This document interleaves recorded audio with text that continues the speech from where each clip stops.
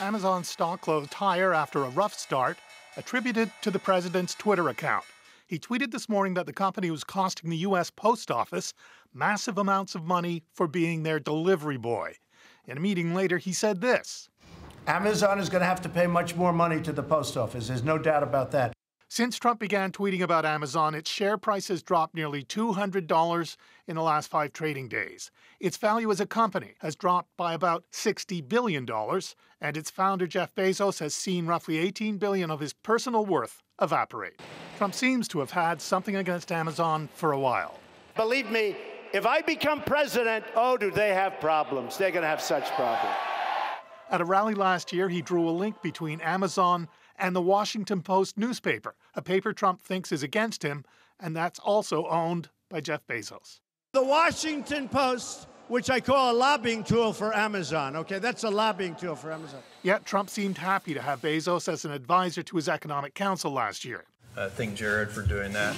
The president claims that his attacks on Amazon have to do with a sweetheart deal Amazon gets from the United States Post Office, a deal, he says, that costs the taxpayer a pile of money.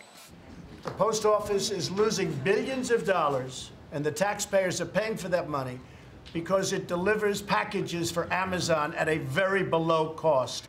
But analysts who understand the complicated balance sheet of the post office say it's actually making money in its Amazon deal, not losing money.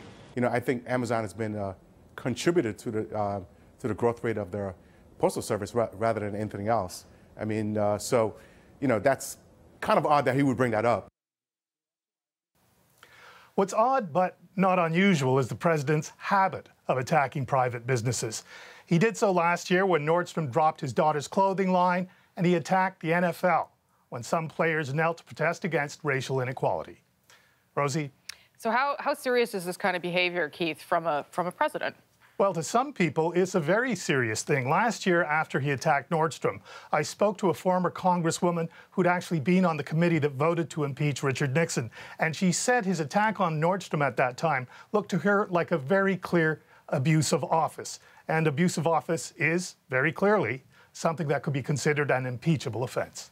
Okay. The CBC's Keith Bogan in Washington tonight. Thanks, Keith.